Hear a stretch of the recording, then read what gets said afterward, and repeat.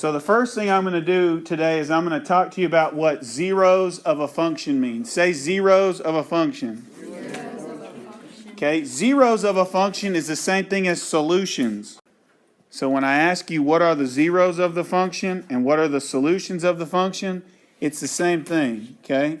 A solution to a quadratic equation is where the graph touches the x-axis. So the x-intercept.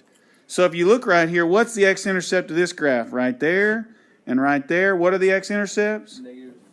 X equals -1 and x equals +3. So the zeros of that function are -1 and 3. So when we're solving quadratic equations by graphing, all we have to do is look and see where the graph crosses the x-axis, right? Where the graph crosses the x-axis is the solution to a quadratic equation. Okay, so this graph is not a quadratic equation, but I wanted to show it to you for the purpose of what I just taught. How many zeros does this function have?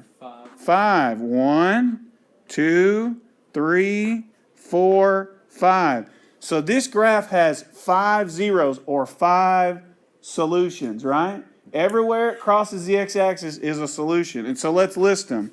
X equals, and it's hard to tell, this looks like -5.5, doesn't it? So we'll say -5.5. And this one right here is -2, x equals -2.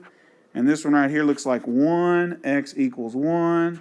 This one right here looks like 4, x equals 4. And this one right here looks like 8, x equals 8. So how many zeros does that function have? Remember, 5 of them. Remember, the x-intercept, the zeros of the function, and the solution all mean the same thing. Where does it touch the x-axis?